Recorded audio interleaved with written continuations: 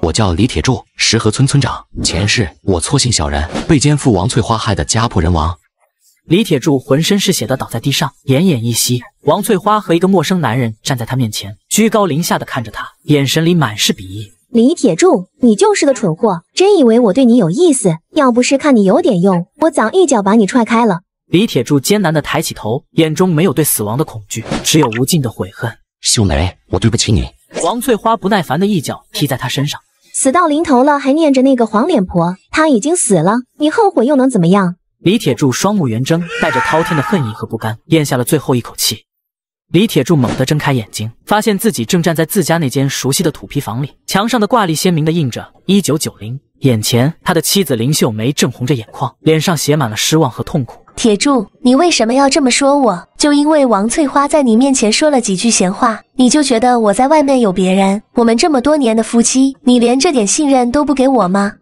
秀梅是活着的秀梅，我重生了，回到了1990年。我和秀梅大吵这一天，前世就是在这场争吵后，我摔门而出，跑去王翠花家喝闷酒，从此一步步落入那个毒妇的圈套，最终和秀梅离婚，家破人亡。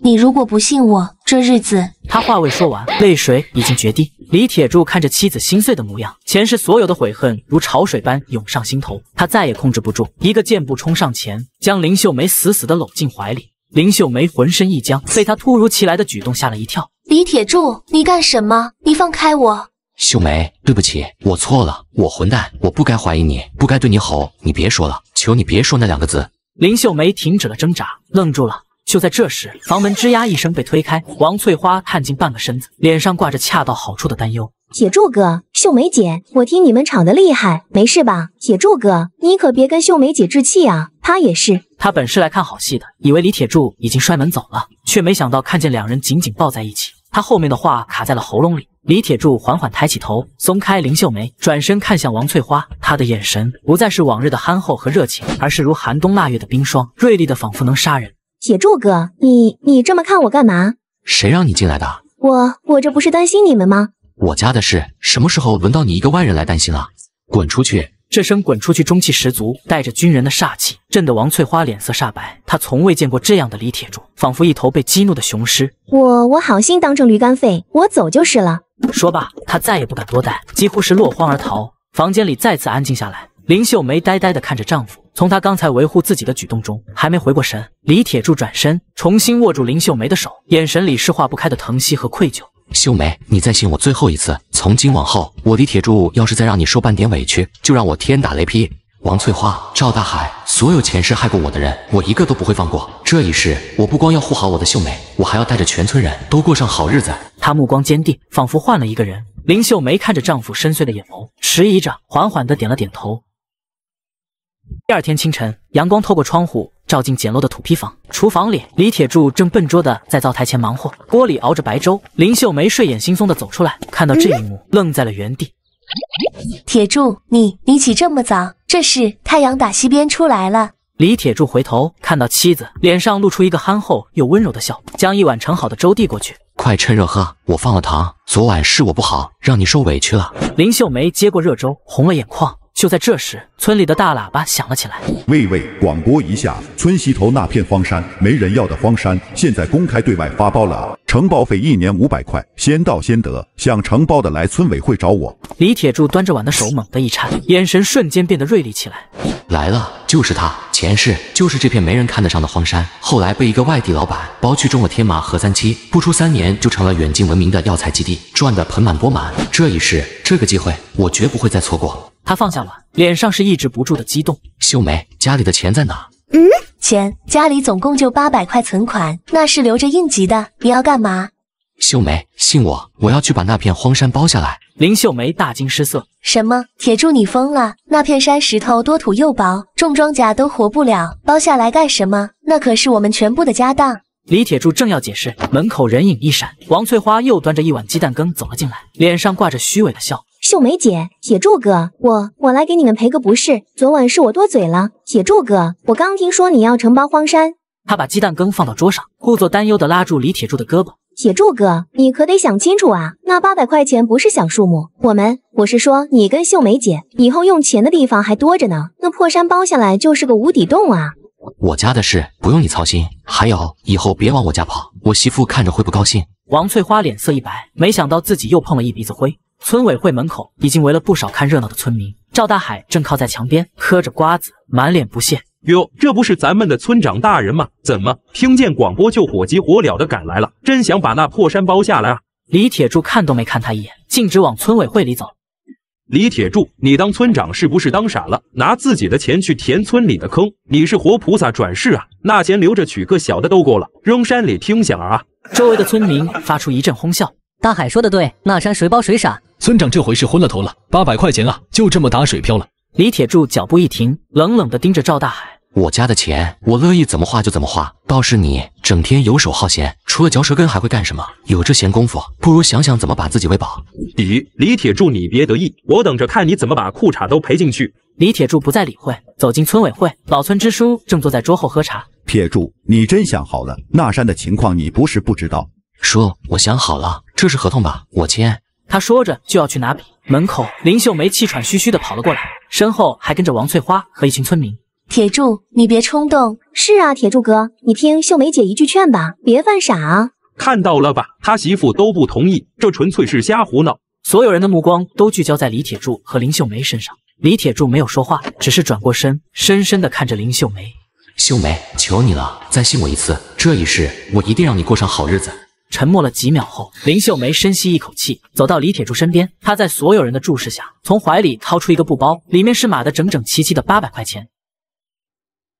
铁柱，我相信你。全场哗然，王翠花和赵大海的脸都绿了。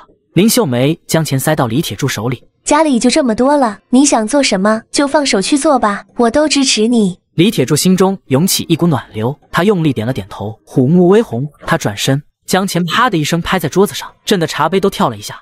叔，合同我签了，这山我要了。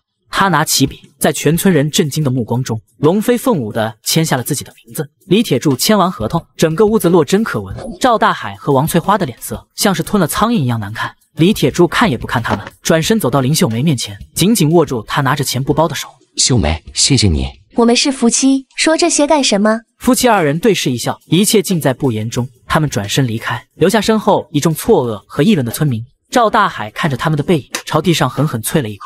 傻子，一对傻子！我看你们怎么往那石头山里种出金疙瘩！他旁边的王翠花眼神闪烁，嘴角勾起一抹不易察觉的冷笑。他凑到赵大海耳边：“大海哥，别生气，种地总得要肥料吧？这方圆几十里，卖化肥的可就镇上陈老板一家。”赵大海眼睛一亮，瞬间明白了王翠花的意思。对啊，我怎么没想到他李铁柱把钱都砸山里了？我看他拿什么买肥料？翠花，你可真是我的女诸葛，我这就去镇上会会陈老板。2日后，李铁柱骑着一辆28大档自行车来到镇农资店门口。店里，一个胖乎乎的中年男人正翘着2郎腿。陈老板，买化肥。陈老板抬起眼皮，看到是李铁柱，脸上立刻堆起假笑。哎呀，这不是铁柱村长吗？听说您干大事，把村西那片荒山都包下来了，佩服佩服。少说废话，给我来20袋最好的尿素。铁柱村长，真不巧，最近化肥紧俏，价格涨了点。涨了多少？这个数1分不能少。李铁柱脸色一沉，这价格高了不止1倍，简直是抢钱！陈老板，你这可不是做生意的样子，全镇就你一家店，也不能这么坑人吧？正在这时，赵大海叼着烟从店铺的里间摇摇晃晃地走了出来。哟，这不是我们的大能人李村长吗？怎么的，嫌贵啊？嫌贵就别买啊！你不是能耐吗？自己造啊！他走到李铁柱面前，故意喷出一口烟。李铁柱，我告诉你，陈老板这的化肥我都打了招呼了，你想买，行，跪下来求我，说不定我心情一好，让陈老板给你打个折。陈老板在一旁陪着笑，显然是收了赵大海的好处。李铁柱看着眼前这2张丑恶的嘴脸，前世的怒火与今生的仇恨交织在一起，拳头捏得咯咯作响。又是这样，又是这种被小人拿捏的无力感。不，这一世我绝不会再任由你们摆布。就在赵大海以为李铁柱要发火动手时，李铁柱紧握的拳头却突然松开了。他非但没怒，反而笑了。就这，我还以为多大能耐，赵大海，你也就这点出息了。他转身看向陈老板：“陈老板，你的化肥我还真就不买了，留着给你跟这条狗自己用吧，说不定能让你们的脑子长得肥一点。”说完，李铁柱头也不回地骑上自行车，扬长而去，留下目瞪口呆的赵大海和陈老板。他什么意思？他不要化肥了？他疯了？我看他拿什么种地？几天后，李铁柱在村里村外到处搜罗各种粪便、烧完的草木灰、烂菜叶子，甚至河底的淤泥都被他一车车运到山脚下挖好的大坑里。消息很快传遍全村，赵大海带着一群闲汉过来看热闹。他们到的时候，李铁柱正用大铁锹搅拌着坑里散发着恶臭的混合物。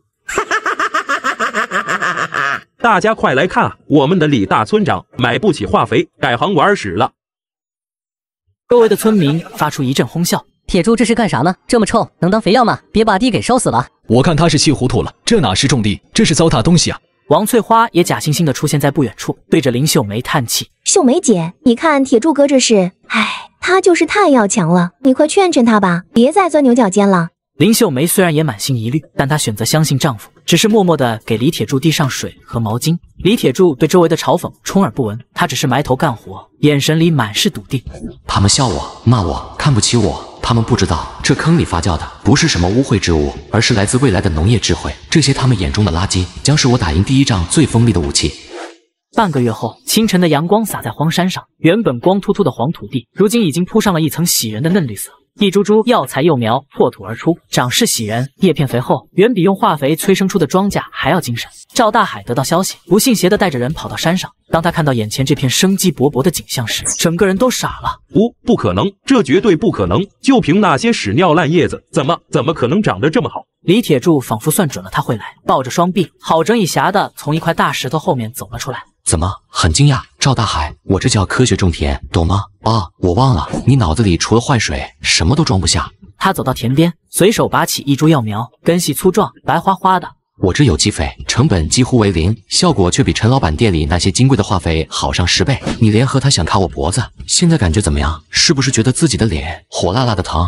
赵大海的脸瞬间涨成了猪肝色，在村民们惊叹和异样的目光中，他指着李铁柱你了半天，一个字也说不出来，最后只能灰溜溜地带人跑了。看着赵大海狼狈的背影，李铁柱挺直了腰杆，阳光下，他身后的那片绿意，是他重生以来赢得的第一次彻底的胜利。这一仗，我不仅打败了赵大海的阴谋，更重要的是让村民们看到了希望，但这仅仅是个开始。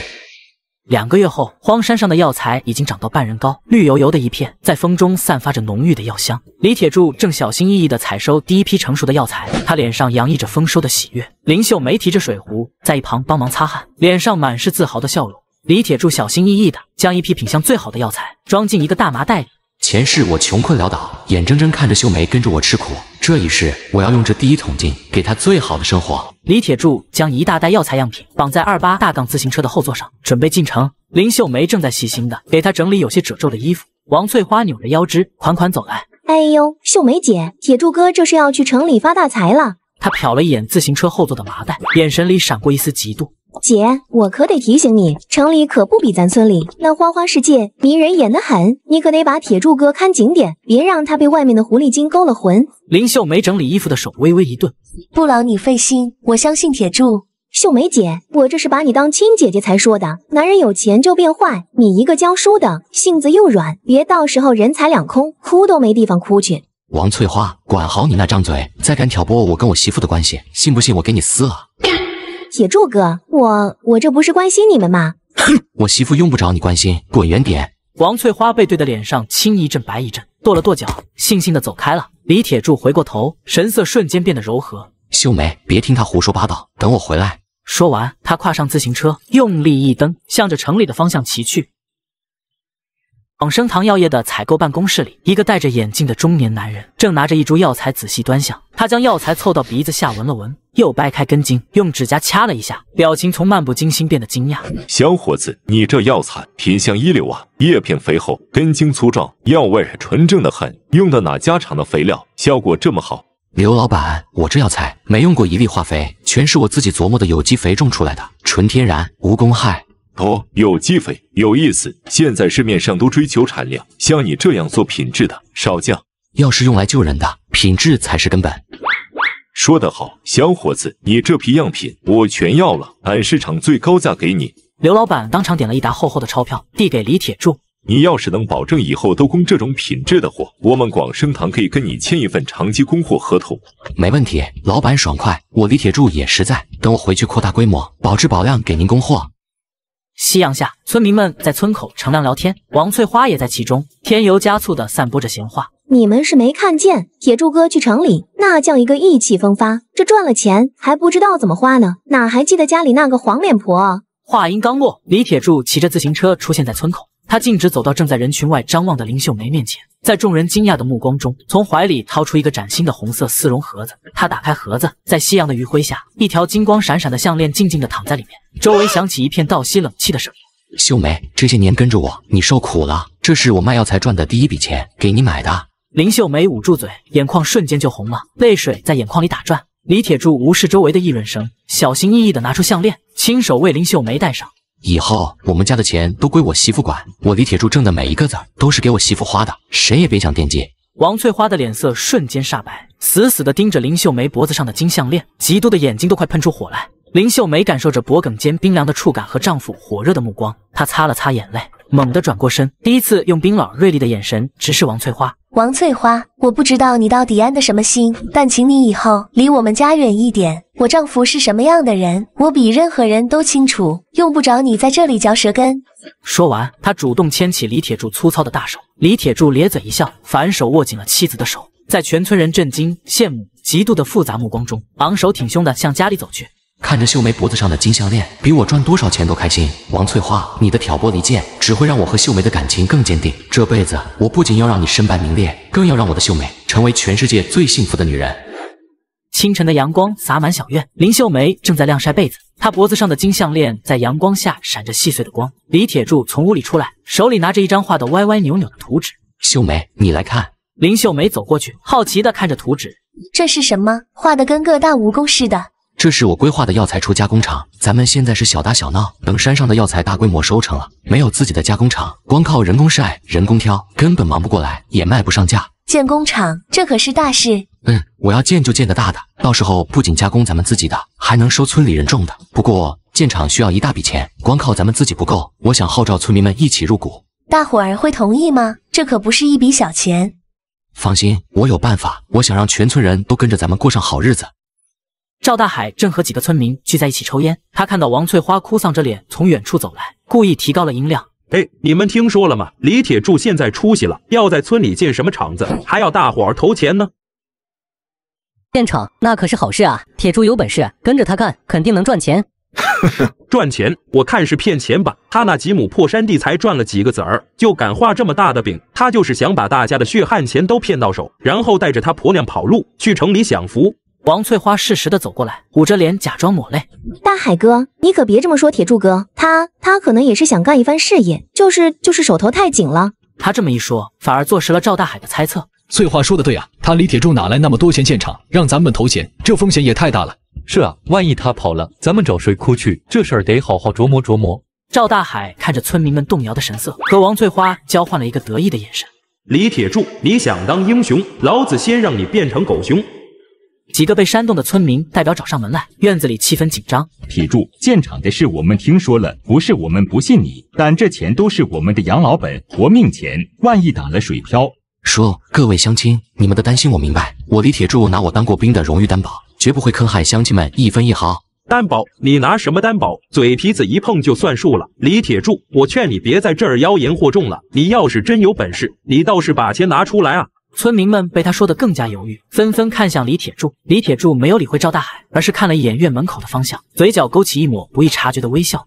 大家别急，钱的事马上就有着落了。话音刚落，一辆黑色的桑塔纳轿车缓缓停在了院门口。在遍地是土路的村子里，这辆车显得格格不入。车门打开，一个穿着笔挺西装、戴着眼镜的中年男人走了下来。李村长，让你久等了。所有人都愣住了，包括一脸错愕的赵大海。李铁柱上前和刘老板热情握手。乡亲们，给大家介绍一下，这位是城里广生堂药业的刘老板，我之前卖的药材样品就是刘老板买下的。刘老板从公文包里拿出一份文件和一个厚厚的帆布袋，直接放在院子里的石桌上。李村长，你的药材品质极高，我们公司非常满意。这是我们拟好的预购合同，我们打算预定你们明年产出的全部药材，总价值5万。5万3个字如同惊雷，炸得所有村民脑袋嗡嗡作响。赵大海的嘴巴张得能塞进一个鸡蛋。5万？不可能，这肯定是串通好了来演戏的。刘老板像是听到了他的话，笑着打开了那个帆布袋，将里面一沓沓崭新的钞票倒在桌上，堆成了一座小山。按照合同，这是5000元的定金。李村长，你点一点，只要你们的工厂能按时启动，保证供货，后续的款项会源源不断的打过来。红色的钞票在阳光下晃花了所有人的眼，村民们倒吸一口凉气，随即爆发出巨大的议论声。天哪，5000元，我这辈子都没见过这么多钱，还愣着干啥？铁柱，俺家那200块积蓄全投了，算俺一股。俺也投，俺家砸锅卖铁也支持你建厂。刚才还犹豫不决的村民们，此刻争先恐后的围向李铁柱，生怕自己投晚了就没机会了。赵大海被挤到人群外围，脸色由红变紫，再由紫变白，看着被众人簇拥的李铁柱和那座前山，只觉得脸上火辣辣的疼。他想再说几句风凉话，却发现喉咙干涩，一个字也说不出来，最终只能在村民们鄙夷和嘲笑的目光中，灰溜溜的夹着尾巴溜走。李铁柱看着排起长队登记入股的村民，又看了一眼身边满脸骄傲的林秀梅，紧紧握住了他的手。赵大海，这只是给你的一道开胃菜，敢挡我带领乡亲们致富的路，我会让你在石河村再也抬不起头。第二天一早，阳光明媚，村委会大院里挤满了人。昨晚登记入股的村民们个个精神抖擞，脸上洋溢着对未来的憧憬。李铁柱和林秀梅站在人群最前方，桌子上放着厚厚的账本和村民们凑上来的股金。乡亲们，钱咱们有了，人咱们也有了，现在咱们要做的就是把工厂建起来，扩大药材种植规模，把钱生钱，大家一起过上好日子。村民们爆发出雷鸣般的叫喊声。铁柱，你说咋干，俺们就咋干。对，俺这身力气没地方使，建厂算俺一个。李铁柱满意的点点头，从怀里拿出一张画的歪歪扭扭但很清晰的草图。建厂第一步是选址，我琢磨了一晚上，地方就在村东头那片荒地。有村民露出疑惑的表情。村东头那地不长庄稼，石头又多，要它干啥？那地方好啊，离大路近，将来咱们的药材运出去方便，旁边就是河，取水也方便，地势高，不怕下大雨被淹。最重要的是，那是片荒地，不占咱们的好耕地。村民们听完恍然大悟，议论纷纷。哎呀，还是铁柱想得周到，我咋就没想到呢？可不是嘛，跟着铁柱干，这没错。好，事不宜迟，愿意出力的，现在就跟我去村东头，咱们今天就动工。李铁柱带着浩浩荡荡的人群来到村东头的荒地，男人们卷起袖子，拿着铁锹和锄头，开始热火朝天地清理地上的杂草和碎石。李铁柱拿着石灰袋，在地上撒出一条条白线，规划出厂房的轮廓。他身手矫健，指挥若定，完全不像个庄稼汉，倒像个专业的工程师。二叔，这边地基再挖深半尺，咱们的厂子要盖得结结实实。好嘞，听你的。与此同时，一辆满载着红砖和水泥的卡车，在村民们惊奇的目光中，轰隆隆地开了过来。这是村里第一次有这么大的车开进来，几个年轻小伙子兴奋地冲过去，帮着往下卸货。铁柱，喝口水，歇会儿吧。她看着眼前热火朝天的景象，又看着丈夫被汗水浸湿的背影，眼里满是骄傲和心疼。不累，秀梅，你看着，不出1个月，这儿就能立起一座崭新的大厂房。夕阳西下，给整个工地镀上了一层金边。厂房的地基已经被挖好，第一层砖墙也已经砌了起来，雏形出现。村民们三三两两地收拾工具，准备收工回家，脸上都带着满足的笑容。李铁柱站在刚砌好的墙边，手抚摸着粗糙的砖面，心中充满了成就感。真快啊，这才1天功夫。秀梅，等厂子赚了钱，我就把咱家也翻盖成这样的大砖房，让你过上好日子。只要跟你在一起，就是好日子。两人相视而笑，画面温馨而美好。然而，在不远处的一棵大树后，王翠花正死死地盯着他们。他看着被众人拥护的李铁柱，看着他身边笑靥如花的林秀梅，看着那片拔地而起的厂房，嫉妒的火焰几乎要从他的眼睛里喷出来。李铁柱，你这个没良心的，当初说好了要带我过好日子，现在发达了就把我忘得一干二净。还有林秀梅，你凭什么？他攥紧了拳头，指甲深深地嵌进肉里。你们的好日子到头了，我得不到的，谁也别想得到。说完，他怨毒地看了一眼工地的方向，转身消失在暮色中。清晨，村东头的工地上已经热火朝天，厂房的墙体砌得更高了，村民们干劲十足，脸上洋溢着对未来的期盼。李铁柱正和几个村民一起搬运水泥，汗水顺着他古铜色的脸颊流下。不远处，几个之前对李铁柱颇有微词的村民聚在一起，朝着李铁柱的方向指指点点，脸上带着犹豫和羞愧。最终，一个叫张老三的村民一咬牙，拉着旁边的李四朝李铁柱走去。铁柱，不，村长。三哥，啥事？村长，俺们是来给你道歉的。是啊，村长，之前我们不该那样说你，我们有眼不识泰山，骂你是我们不对。周围干活的村民们听到动静，都停下了手里的活，看了过来。林秀梅也端着水壶，站在不远处，关切地望着。哦，骂我什么了？骂你瞎折腾，是个败家子，还说你肯定要骗大家的钱。哈哈哈，这有啥好道歉的？张老三和李四都愣住了，不解地看着他。大家伙骂我那是应该的，谁让我这个村长以前没作为、没能耐、没带着大家伙过上一天好日子？你们骂的对。村民们都安静下来，听着李铁柱的话，神情各异。但我李铁柱今天把话撂在这，我既然是村长，就得对得起这个名头。我发过誓，要带着全村人致富，盖大砖房，顿顿有肉吃。以前是我混蛋，现在我洗心革面，重新做人。只要大家信我，跟着我干，好日子就在后头。村长，我们信你，以后谁敢再说你一句不是，我张老三第一个不答应。对，我们都跟你干。其他几个之前摇摆不定的村民也围了上来，纷纷表态支持。林秀梅看着被众人簇拥的丈夫，眼角眉梢都是笑意和自豪。人群外围，赵大海躲在一棵树后，看着这一幕，脸色阴沉的能滴出水来。呵，李铁柱，给你几分颜色，你还真开起染房了，收买人心，我呸！王翠花挎着一个空篮子，慢悠悠的从村口走过，正好看到赵大海一脸怨气的从工地那边过来。他眼珠一转，计上心来。哎呀，大海哥，这是咋了？谁惹你生气了？别提了，还不是那个李铁柱，现在全村人都把他当成神仙了，真是晦气。哎，我也看见了，铁柱哥是村长，又是大老板，威风的很，哪还像以前跟咱们有说有笑的？这句话正好戳中了赵大海的痛处。哼，他威风个屁！要不是走了狗屎运，他算个什么东西？大海哥，话不能这么说，人家现在可是要建大厂子的人，第一批药材马上就能卖钱了，到时候钱一到手，啧啧。他故意拖长了音，观察着赵大海的反应。他休想！大海哥，光生气可没用，咱们不能眼睁睁看着他一个人发财，把咱们都踩在脚底下吧？你什么意思？他不是宝贝他那些药材吗？要是那些药材出了点什么问题，你说他还笑得出来吗？赵大海的眼睛瞬间亮了，贪婪和恶毒的光芒在他眼中交织。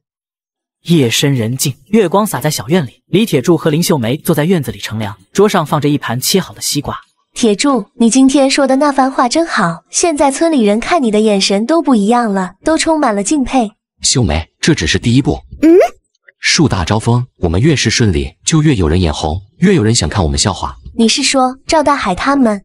不止，还有些人藏得更深。李铁柱想起了前世的王翠花，那个将他推入深渊的女人。不过你放心，我不会再给他们任何机会，不管是我们的日子，还是我们的厂子，我都会牢牢守住。我相信你。工厂建成，第一批大规模成品即将交付，这是决定李铁柱成败的关键时刻。然而，巨大的利益背后也潜藏着致命的危机。夜深人静，月光惨淡，新建的药材加工厂仓库里堆满了打包好的麻袋，空气中弥漫着药材的干香。一道黑影鬼鬼祟祟地撬开仓库的后窗，翻了进来，是赵大海。他回头对着窗外招了招手，王翠花动作轻巧地跟着翻了进来，她手里紧紧攥着一个蓝色的玻璃瓶，眼神阴鸷。翠花，俺有点害怕，这要是被发现了，铁柱那小子不得把俺们腿打断。怕什么？富贵险中求。你看看他李铁柱现在多风光，村里人都快把他当活菩萨了。再让他这么下去，这石河村还有你我的立足之地吗？王翠花拧开玻璃瓶的盖子，一股刺鼻的农药味立刻散开。只要把这瓶敌敌畏倒进去，他李铁柱明天交不了货，不仅要赔那5000块定金，还得背上投毒的罪名。到时候他人就毁了。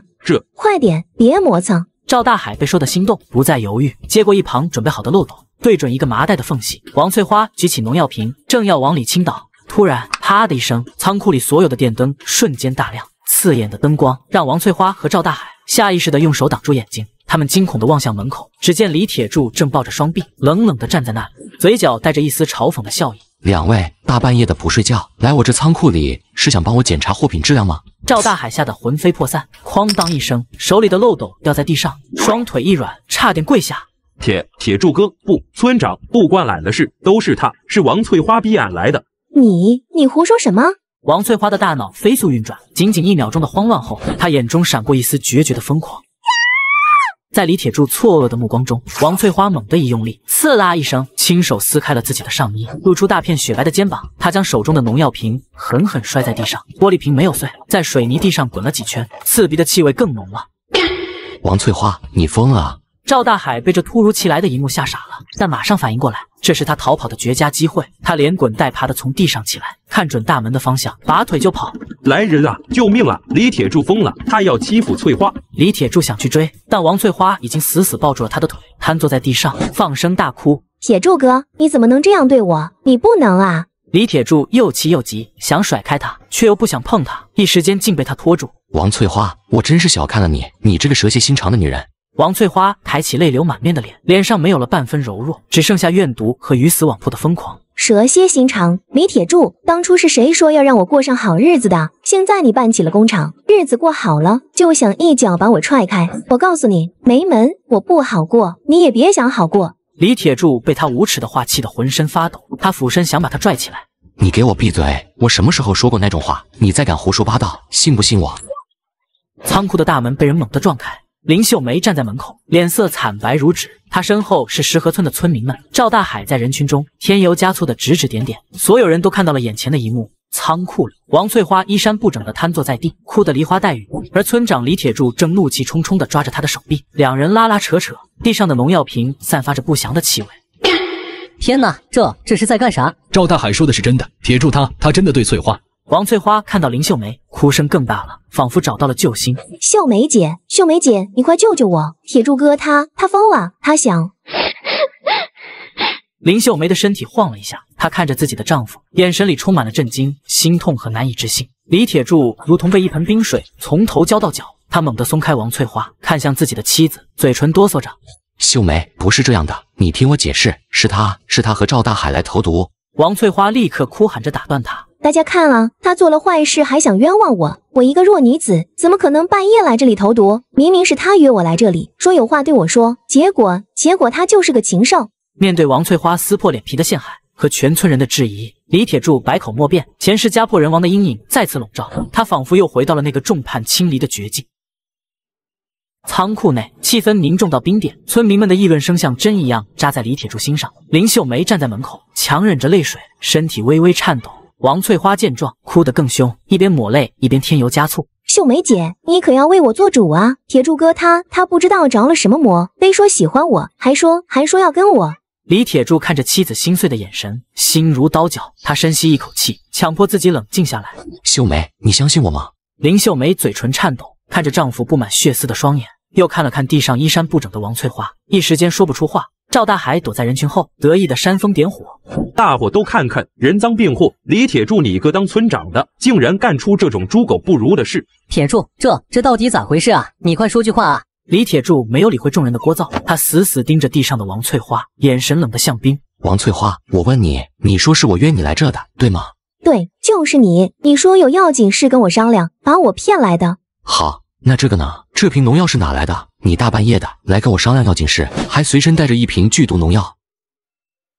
此话一出，嘈杂的村民们瞬间安静下来，所有人都觉得不对劲。王翠花脸色一白，没想到他会问这个，但他反应极快，眼泪掉得更凶了。那是你带来的，你嫌城里刘老板给的钱少，你想往这批药材里下毒，再去讹人家一笔钱，我不同意，你就想对我用强。这盆脏水泼得更狠，连带着把李铁柱的人品和生意信誉都毁了。什么？铁柱要自己毒自己的货？他疯了吧？我就说他没安好心，想拉着全村人跳火坑。面对这致命的污蔑，李铁柱反而笑了，那笑声里充满了不屑和冰冷的杀意。王翠花，你编故事的本事可真是越来越厉害了。他不再与他废话，在所有人惊疑的目光中，大步走到那个被王翠花指认投了毒的麻袋前，他一把扯开袋口，猛地将里面的东西倒了出来。哗啦一声，倒出来的根本不是什么珍贵的药材，而是一堆毫无用处的干草。仓库里死一般的寂静，所有人都傻眼了。王翠花的哭声戛然而止，脸上的表情瞬间凝固，血色尽退。不好意思，让你们白忙活一场。真货，我早就转移到安全的地方了。你们说我下毒，我疯了吗？对这堆垃圾下毒，倒是你们深更半夜带着农药出现在仓库是要做什么？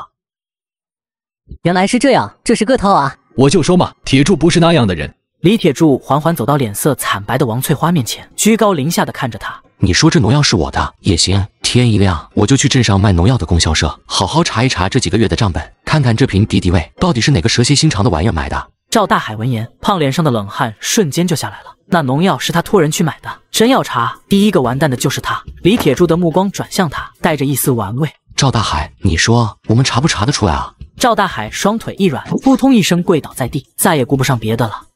是他让我干的，村长，铁柱哥，不关我的事啊！是这个毒妇，是他让我去买农药，让我半夜带他来投毒，还说事成之后就跟我好，都是他指使我的。王翠花难以置信地看着反咬一口的赵大海，又看看周围村民们鄙夷唾弃的目光，他知道自己彻底完了。林秀梅眼眶一红，快步走到李铁柱身边，紧紧抓住了他的手，眼神里满是歉意和心疼。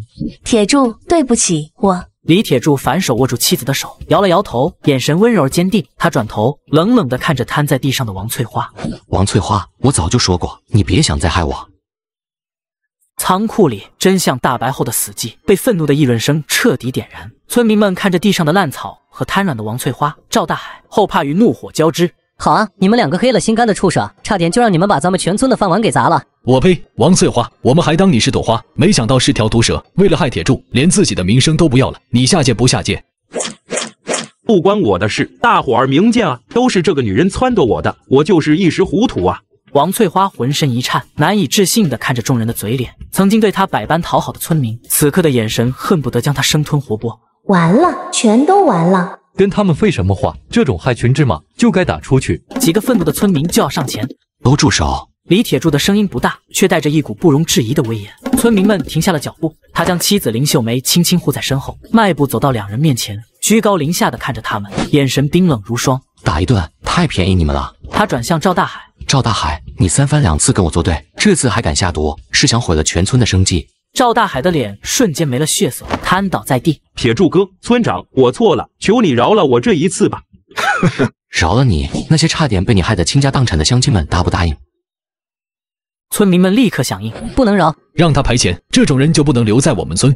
李铁柱不再看他，目光转向了已经面如死灰的王翠花。王翠花，你更厉害，投毒、诬告，想让我身败名裂，甚至坐牢。你说这笔账我们该怎么算？王翠花浑身剧烈的颤抖起来，她知道李铁柱的手段，恐惧瞬间攫住了她的心脏。她猛地爬向李铁柱，抱住他的裤腿。铁柱哥，我错了，我真的错了，是我鬼迷心窍。你念在我们从小一起长大的份上，你饶了我吧，我再也不敢了。她哭得梨花带雨。若是从前，村里不少男人都会心软，但此刻只让人觉得无比恶心。李铁柱还没开口，一直站在旁边的林秀梅却走了出来。她甩开王翠花的手，眼神里没有了往日的温柔，取而代之的是彻骨的冰冷和失望。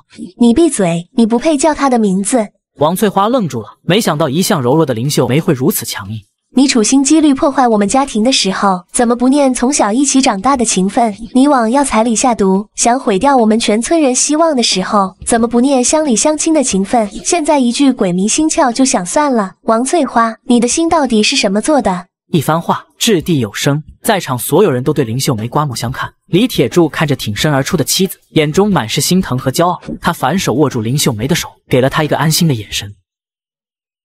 大家听我说，这件事不能就这么算了，投毒和诬陷都是犯法的。明天一早我就把他们两个送到镇上的派出所去，让法律来制裁他们。一听到派出所三个字，王翠花和赵大海彻底崩溃了。别送我去派出所，我不想坐牢啊！李铁柱，你不能这么对我，你敢？你看我敢不敢？他对旁边的两个壮汉村民使了个眼色，把他们两个先绑起来，关到村头的空柴房里，看好了，别让他们跑了。明天天一亮，我就亲自押他们去镇上。好嘞，铁柱你放心，保证跑不了。两个村民立刻上前，一个抓着赵大海，一个扯着王翠花，像拖死狗一样往外拖。我错了，我真的错了。李铁柱、林秀梅，你们不得好死，我做鬼也不会放过你们的。两人的声音渐渐远去，仓库里终于恢复了平静。李铁柱看着惊魂未定的村民们，脸上露出一丝歉意。让大伙儿受惊了，都先回去休息吧。我保证，以后这种事再也不会发生了。我们村的好日子才刚刚开始。村民们纷纷点头，对李铁柱更加信服。人群散去，仓库里只剩下李铁柱和林秀梅两人。林秀梅再也忍不住，眼泪掉了下来，紧紧地抱住丈夫。铁柱，我真的好怕。李铁柱回抱住妻子，大手温柔地抚摸着她的后背，声音里满是愧疚和疼惜。秀梅，对不起，是我不好，让你跟着担惊受怕了。我发誓，这是最后一次，从今往后，我再也不会让任何人伤害你。柴房内光线昏暗，赵大海和王翠花被粗麻绳绑着，狼狈地缩在角落，一夜未眠，脸上满是恐惧和绝望。柴房门被吱呀一声推开，刺眼的阳光射进来，李铁柱逆光站在门口，身影高大，表情冷峻。铁柱哥，你别送我去派出所，我再也不敢了，我给你磕头了。赵大海挣扎着想跪下，却被绳子捆得动弹不得。王翠花咬着牙，眼中满是怨毒，却不敢出声。李铁柱走进来，将2张写好字的纸和一方印泥扔在他们面前的地上。我给你们2条路：一，我现在就把你们送到镇上，投毒、诬告，够你们在里头待个10年8年了； 10年8年4个字，让赵大海脸色瞬间惨白，浑身抖如筛糠。我不要坐牢，我不要。签了这份欠条，你们2个赔偿村民的精神损失费，一共2000块钱。签了字，按了手印，钱什么时候还清？这是什么时候算完？2000块，你怎么不去抢？我没钱，而且我们根本没有造成什么损失。没钱就在牢里慢慢挣。我听说里头也给犯人安排活干，就是不知道10年能不能挣到2000块。王翠花脸色一僵，眼里的嚣张气焰瞬间灭了下去。她知道李铁柱是说真的。我签，铁柱哥，我签，2000就2000，我砸锅卖铁也还给你。赵大海费力的挪过去，歪歪扭扭的在欠条上写下自己的名字，然后毫不犹豫的用大拇指蘸了印泥，重重按了下去。他看向王翠花，眼神里带着哀求。李铁柱捡起另一张欠条，凑到王翠花面前，该你了，别逼我亲自动手。王翠花浑身一颤，她哆嗦着手，签了字，按下了手印。李铁柱收起2张欠条，吹了吹上面的印泥，离开。赵大海和王翠花投毒不成，反倒欠下2000元巨款的事，像长了翅膀一样，1天之内就传遍了整个石河村。几个村民正围在一起，对着不远处的赵大海和王翠花指指点点，满脸鄙夷。真是不要脸，想害铁柱，结果把自己搭进去了，活该。可不是嘛，2000块钱让他们去卖血都还不上了，看他们以后还怎么在村里待下去。赵大海缩着脖子，想找个地缝钻进去。王翠花则低着头，死死攥着拳头，指甲都快嵌进了肉里。赵大海的母亲从家里冲出来，手里拿着一个破旧的包袱，一把塞进赵大海怀里。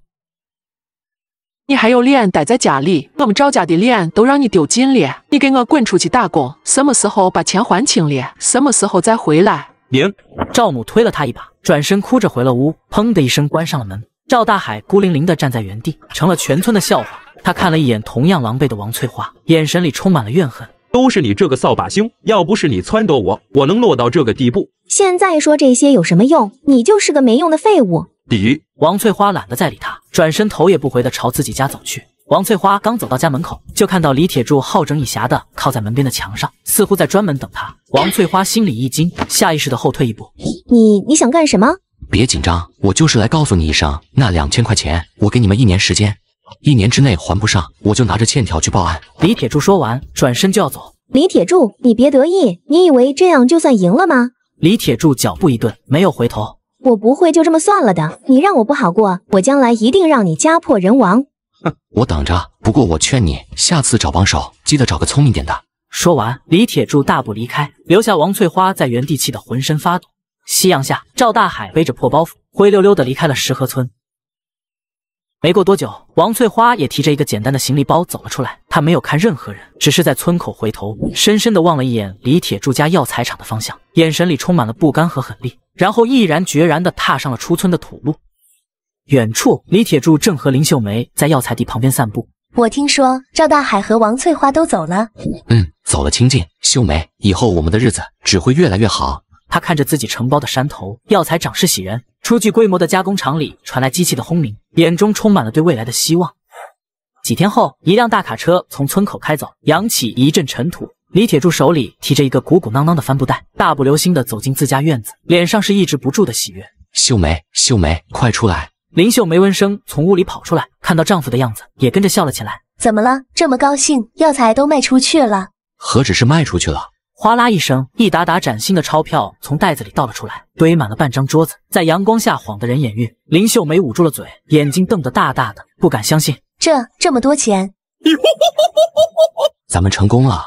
秀梅，城里的大药商说了，咱们的药材品质是最好的，他还跟咱们签了长期的供货合同。你真行，铁柱，你真行！这只是个开始，我答应过你，要让你过上好日子，谁也别想再欺负你。村委会大院里人山人海，所有入股的村民都到齐了，脸上带着期盼又有些忐忑的表情。院子中央摆着一张长桌，桌上是堆成小山一样的现金。李铁柱和林秀梅站在桌后，手里拿着一本厚厚的账本。你说铁柱真会把钱分给咱们吗？这可不是一笔小数目啊！应该会吧，铁柱不是那样的人，可这钱也太多了。李铁柱清了清嗓子，全场瞬间安静下来。乡亲们，我李铁柱说过要带着大家伙一块挣钱，今天我来兑现我的承诺了。咱们第一批药材挣了这个数，他伸出2根手指，整整2万块。现在开始分红。人群中发出一阵倒吸冷气的声音，随即爆发出雷鸣般的欢呼。第一个，李二叔家入股100块，分红300块。李二叔不敢相信自己的耳朵，被旁边的人推了一把才反应过来，颤颤巍巍地走上前。林秀梅笑着数出300块钱，递到他手里。300，俺的娘嘞，俺这辈子都没见过这么多钱。铁柱，你真是我们村的大救星了。二叔拿着，以后还有更多。下一个，王大伯家。一个接一个的村民上前领钱，每个人的脸上都洋溢着幸福和喜悦的笑容。铁柱真是好村长，我们以后都跟你干。跟铁柱村长干！欢呼声响彻云霄。李铁柱看着一张张淳朴真诚的笑脸，心中豪情万丈。他转头看向身旁的林秀梅，妻子正满眼骄傲与爱意地望着他。秀梅，看到了吗？这一世，我不仅要让你成为最幸福的女人，也要让全村人都过上好日子，谁也别想再阻拦我。阳光透过窗户，照在简陋但整洁的办公室里。李铁柱正对着一张画在纸上的工厂扩建草图比划着，脸上满是憧憬。林秀梅端着一杯热茶，微笑着走过来。秀梅，你看，等下一批药材的款子到了，咱们就把东边那块荒地也盘下来，再加2条生产线，到时候咱们村里想干活的都能有份工作。你慢点，别总想着一口吃成个胖子。厂子刚走上正轨，得稳扎稳打才行。突然，院子外传来一阵刺耳的汽车喇叭声，紧接着是一阵村民的议论声。一辆在村里极为少见的黑色轿车停在了厂子门口，车身擦得锃亮，与周围的泥土环境格格不入。车门打开，一个穿着笔挺西装、梳着油头的中年男人下了车，他夹着一个皮包，皱着眉，满脸嫌弃地躲开地上的土坑，径直朝办公室走来。办公室的门被砰的一声推开。谁是李铁柱？我就是，你哪位？恒通药业，马彪，我们钱总听说你们这儿有个小作坊，有点兴趣，特地派我来看看。恒通药业，临县的大厂吗？久仰大名，不知道马经理大老远跑来，有何贵干？明人不说暗话，我们钱总打算收购你这个破厂。李铁柱，这是你一步登天的好机会，可得抓住了。这位同志，我们这厂子是全村人吃饭的家伙，不卖。女人家懂什么？一边待着去！李铁柱，我劝你想清楚，得罪我们恒通，你这厂子明天就得关门。马彪伸出一根手指，在李铁柱面前晃了晃。这个数1万块，买你这个破厂，带上你那个所谓的独家药方，这1万块够你们这种泥腿子在城里买套小房子，舒舒服服过下半辈子了。李铁柱听完没有生气，反而扑哧一声笑了出来。1万？怎么，是不是没见过这么多钱，吓傻了？我告诉你，过了这个村可就没这个店了。我昨天给村民分红，就分出去了2万，你现在拿1万块，就想买我的厂子，买我们全村人的饭碗，你他娘的是在打发叫花子，还是觉得我李铁柱是个傻子？李铁柱，你别不识抬举，信不信我让你……话没说完，李铁柱已经一步上前，像拎小鸡一样，一把揪住了马彪的衣领，将他从地上提了起来。你干什么？光天化日之下，你还敢打人？打你，我都嫌脏了我的手。李铁柱直接将马彪拎到工厂大门口，猛地一甩，将他扔了出去。滚！回去告诉你们那个钱总，我李铁柱的厂子就是一把火烧了，也绝不会卖给他这种黑心商人。想抢，让他自己掂量掂量有没有那个本事。马彪狼狈地摔在泥地上，昂贵的西装上沾满了灰土，引得围观的村民一阵哄堂大笑。好，铁柱村长揣得好，想来咱们村占便宜，没满了，滚出去！马彪在众人的嘲笑声中，连滚带爬地站起来，脸上青一阵白一阵。好你个李铁柱，你给我等着，咱们走着瞧。他慌忙钻进汽车，在一阵烟尘中狼狈地逃走了。李铁柱拍了拍手上的灰，转身看到林秀梅担忧地站在门口。秀梅，别怕，兵来将挡，水来土掩。李铁柱望着汽车消失的方向，眼神变得锐利而深邃。恒通药业，钱宏伟想抢我的东西，做梦！赶走了恒通药业的马彪，李铁柱的药材加工厂迎来了一片繁忙景象，村民们的脸上洋溢着对未来的希望。然而，一场看不见硝烟的战争已经悄然打响。工厂里，村民们正热火朝天地将晒干的药材打包装箱。李铁柱巡视着生产线，脸上带着满意的笑容。铁柱村长，照这个势头下去，咱们年底家家户户都能盖新房了。那必须的，大家好好干，苦日子到头了。就在这时，负责去镇上送货的年轻人李二牛满头大汗，神色慌张地冲了进来。村长，不好了，出事了！李铁柱眉头一皱，旁边的林秀梅也关切地走了过来。二牛，别慌，慢慢说，出什么事了？恒通药业，那个恒通药业疯了，他们在镇上摆摊，卖的药材跟咱们一模一样，价格只有咱们的1半。此话一出，整个厂房瞬间安静下来，所有村民都停下了手里的活，震惊地望向这边。1半，那他们不是得赔死？1半的价格，钱宏伟，你竟然想用价格战拖垮我！还没等众人反应过来，一个负责采购的村民也连滚带爬的跑了进来，脸色比李二牛还难看。村长，管理镇上现在到处都在传说咱们的药材有问题。胡说，我们的药材都是大家亲手种的，怎么会有问题？我也不知道啊，他们说的有鼻子有眼的，说咱们的药材为了增产，用了剧毒的农药，吃了会中毒，还说咱们厂子黑心，专门骗乡下人的钱。嗡的一声，村民们炸开了锅，议论纷纷，脸上写满了愤怒和不安。办公室里的电话突然刺耳的响了起来，李铁柱快步走进办公室，一把抓起电话。喂，我是李铁柱。电话那头不知道说了什么，李铁柱的脸色瞬间变得铁青，握着电话的手青筋暴起。刘老板，你听我解释，这都是谣言，是有人恶意重伤，我们的品质绝对没问题。李铁柱的呼吸变得急促。喂，刘老板。他放下电话，电话里只剩下嘟嘟的忙音。林秀梅和几个村民代表担忧的跟了进来。铁柱，怎么了？城里最大的药材批发商刘老板把我们所有的订单全都取消了。一句话像一盆冰水浇在了所有人的心头。全都取消了？那我们库房里堆成山的药材可怎么办啊？绝望的气氛在小小的办公室里蔓延。李铁柱深吸一口气，眼神中的愤怒和慌乱慢慢褪去，取而代之的是一股狼一般的狠厉和决绝。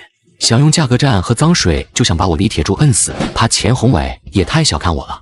村长，库房里那些货都是咱们的身家性命了，这要是卖不出去，咱们都得喝西北风去。村长，降价吧，他卖一半，咱们就卖40%。我就不信这个邪，亏本也得先把货出了，不然真要烂在手里了。是啊，铁柱，留得青山在，不愁没柴烧，先回笼点钱再说，总比血本无归强。所有人的目光都聚焦在李铁柱身上，期盼他点头。李铁柱一直沉默着，背对着众人，肩膀微微起伏。林秀梅担忧地看着丈夫的背影，轻轻走上前，想说什么又忍住了。突然，李铁柱猛地一拳砸在桌上，砰的一声巨响，把所有人都吓了一跳。降价！他环视众人，眼神锐利如刀。他卖一半，我们卖40%，等我们卖完了，他再把价格调回原样，那我们以后还卖不卖了？他恒通药业家大业大，赔得起。我们呢？拿什么跟他拼？拿大家的血汗钱去填这个无底洞吗？一番话问得众人哑口无言，办公室里再次陷入沉寂。跟他们拼价格就是找死。我没钱，但我有别人没有的东西，良心和品质。铁柱说的对，我们不能自乱阵脚。李铁柱感激地看了妻子一眼，心中的决断更加清晰。他们不是说我们药材有问题吗？他们不是想用低价冲垮我们吗？好，那我就让他们看看什么才叫真正的顶级药材。他不顾众人惊愕的表情，继续说道：从今天起，不但不降价，我们还要把每一分钱都投进去，成立专门的质检小组，每一批出厂的货都要有最严格的检验报告。咱们还要去县里、市里，把所有能申请的质量认证都给我申请下来。村长，这得花多少钱啊？我们现在1分钱迹象都没有。钱的是我来想办法，他们泼我们脏水，我们就把自己的身子洗得干干净净，晾在太阳底下给所有人看。他们打价格，我们就打品质。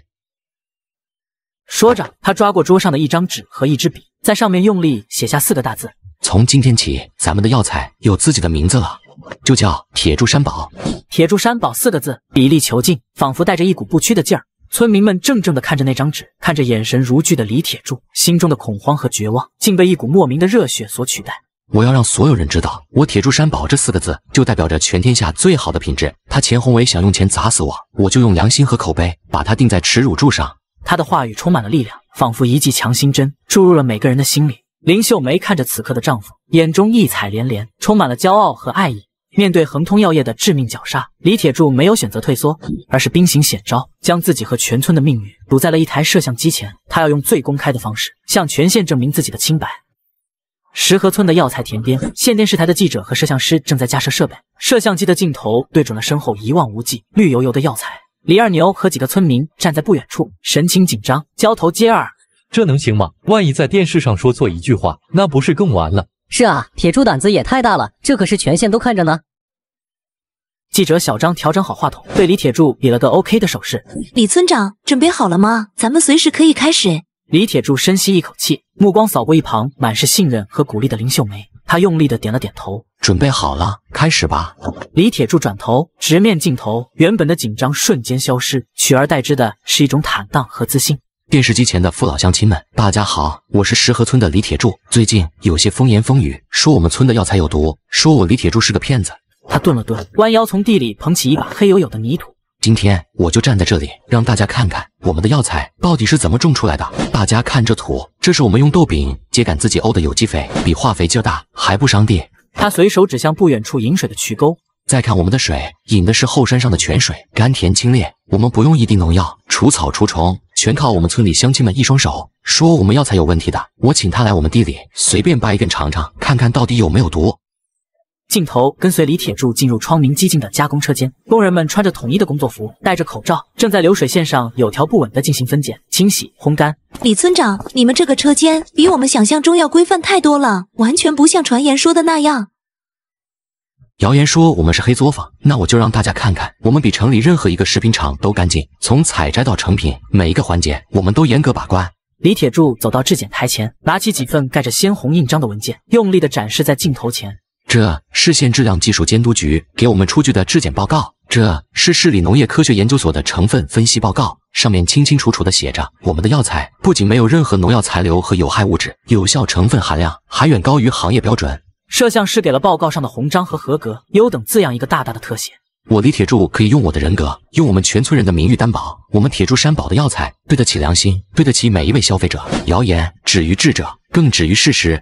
夕阳下，电视台的车缓缓开走，村民们爆发出雷鸣般的欢呼，将李铁柱团团围住。村长，你太厉害了！李铁柱笑着和大家说了几句，目光越过人群，找到了站在不远处的林秀梅。他穿过人群，走到林秀梅面前。铁柱，你刚才真厉害！傻瓜，为了你和这个家，我什么都敢干。这次咱们赢了。两人相视而笑，身后的晚霞将他们的身影拉得很长。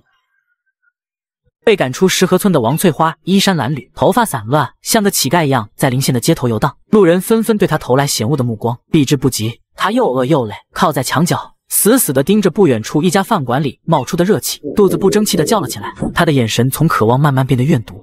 李铁柱、林秀梅，都是你们害的，我好好的日子全被你们毁了。你们等着，我王翠花就是做鬼，也绝对不会放过你们。饭馆内，一个穿着烤焦、满脸横肉的男人猛地一拍桌子，震得碗筷叮当作响。废物，通通都是废物！我养你们是干什么吃的？连个泥腿子都斗不过。马彪战战兢兢地站在旁边。老板，那个李铁柱他太邪门了，我们降价他就搞什么品牌，我们挖人他就给村民分红。现在他的铁柱山宝在县里名气越来越大，我们的货都快压不住了。我不想听这些，我只知道他再这么搞下去，断的就是我的财路。门外的王翠花听到李铁柱和铁柱山宝这几个字，饿得发花的眼睛瞬间亮了起来，闪烁着算计的光芒。他整理了一下破烂的衣服，深吸一口气，径直走了进去。王翠花径直走到钱宏伟的桌前，去，哪来的叫花子，滚一边去！老板，你想让李铁柱永不翻身吗？钱宏伟抬起头，轻蔑的上下打量着他。你一个要饭的，口气倒不小。你知道我是谁吗？我不知道你是谁，但我知道李铁柱是谁。我知道他最在乎什么，也最害怕什么。钱宏伟的表情微微一变，来了兴趣。哦，说来听听。他最在乎的是他老婆林秀梅。钱宏伟听完王翠花的计划，眼中露出赞赏之色。不错，这招够狠。钱老板，你放心，我保证让李铁柱和林秀梅永远抬不起头来。李铁柱啊，李铁柱，天堂有路你不走，地狱无门你偏闯进来。这次我一定要让你知道，得罪我的下场是什么。王翠花站在他的旁边，眼中充满了阴毒和快意。李铁柱、林秀梅，你们就等着承受我的怒火吧！我会让你们为以前所做的一切付出惨痛的代价。他的脸上露出扭曲的笑容。放学后，夕阳的余晖洒在村小学的土路上，林秀梅正温柔地送别最后几个学生。路上慢点，快回家吧。两个流里流气的男人斜靠在不远处的土墙上，嘴里叼着草根，眼神不怀好意地上下打量着林秀梅。林秀梅察觉到目光，本能地皱起眉头，将一个还没走远的小学生往自己身后拉了拉。小混混甲可以交换了一个眼神，不怀好意地笑着上前拦住了林秀梅的去路。这位就是大名鼎鼎的李村长的媳妇林老师吧？本人比照片上还俊俏呢。你们是什么人？有事吗？我们能有啥事？就是想跟林老师聊聊天。你男人李铁柱最近可是威风八面啊，连我们恒通的钱老板都敢不放在眼里。我听不懂你们在说什么，请你们让开，我要回家了。听不懂没关系，我们钱老板让我给你提个醒，女人家家的最好懂点事，回去好好劝劝你那不识好歹的男人，别为了点破药材，把自己漂亮媳妇给搭进去了。你知道的，这荒郊野岭的，出点啥事可不好说。他伸出脏兮兮的手，作势要去摸林秀梅的脸。林秀梅吓得猛地一闪，一个被他护在身后的孩子见状，哇的一声哭了出来，转身就往村里跑。来人啊！有坏人欺负林老师！两个混混见状，怕事情闹大，朝地上啐了一口：“妈的，晦气！话我们带到了，你好自为之。”说完，两人大摇大摆地走了。林秀梅站在原地，手脚有些发凉，脸色苍白，但眼神里却没有丝毫退缩。工厂里热火朝天，李铁柱正带着工人们严格的筛选药材，每个人的脸上都带着一股不服输的干劲。都给我听好了，咱们铁柱山保出去的货，不能有一根杂草，谁砸我们饭碗，我们就用质量把他的脸打肿。这时，刚才那个小学生拉着一个村民，气喘吁吁地跑了进来。村长不好了！李铁柱闻声回头，看到来人慌张的样子，心里咯噔一下。慌什么？天塌不下来，出什么事了？你媳妇秀梅在学校门口被2个二流子给堵了，孩子说他们要动手，还提到了什么姓钱的老板。听到这句话，李铁柱身体猛地一颤，脸上的从容和坚定瞬间消失，取而代之的是滔天的怒火，眼神变得像要吃人的野兽。周围的工人们也都停下了手里的活，个个义愤填膺。他娘的，欺负到咱们头上了，还敢动村长媳妇！抄家伙！他转身从墙角抄起一根手臂粗的铁棍，重重的在地上一顿。二鸟，带上人，跟我走！我今天要是让那个姓钱的囫囵个儿的走出石河村，我李铁柱3个字倒过来写。一群血气方刚的壮小伙纷纷拿起手边的锄头，跟着满身杀气的李铁柱，像一股洪流般冲出了工厂。钱宏伟正坐在他的桑塔纳轿车里，得意地哼着小曲。他相信没什么男人能忍受自己的女人受到威胁。突然，一群手持武器的村民从远处冲了过来，为首的正是双眼赤红的李铁柱。钱宏伟还没反应过来，李铁柱已经冲到车前，二话不说，一脚狠狠踹在车门上，车门瞬间凹陷下去一个大坑。钱宏伟，给老子滚下来！钱宏伟吓得魂飞魄散，看到外面杀气腾腾的阵场，腿都软了。他刚想让司机开车，李铁柱已经一把拉开车门，像拎小鸡一样把他从车里拽了出来，狠狠摔在地上。李铁柱，你疯了！你想干什么？光天化日，你想杀人吗？李铁柱根本不跟他废话，一个大耳光狠狠抽在他脸上，啪的一声脆响，钱宏伟被打得原地转了一圈，吐出一口血水，里面还混着一颗牙。我打的就是你这个畜生！生意场上的事，你冲我来，耍下3烂的手段，动我老婆，你他妈也配当老板？误会，铁柱兄弟，这都是误会。我就是让他们去跟你媳妇开个玩笑。李铁柱听到玩笑2个字，怒火更盛，又是一拳砸在钱宏伟的肚子上。钱宏伟疼得像虾米一样弓起身子，跪倒在地，鼻涕眼泪都流了出来。我警告你，钱宏伟，你再敢让我老婆掉一根头发，我保证不让你从县里消失，而是从这个世界上消失，你信不信？他的声音不大，但每个字都像冰锥一样，刺得钱宏伟浑身发抖。周围的村民指指点点，钱宏伟的脸面在这一刻被踩在泥里，荡然无存。滚！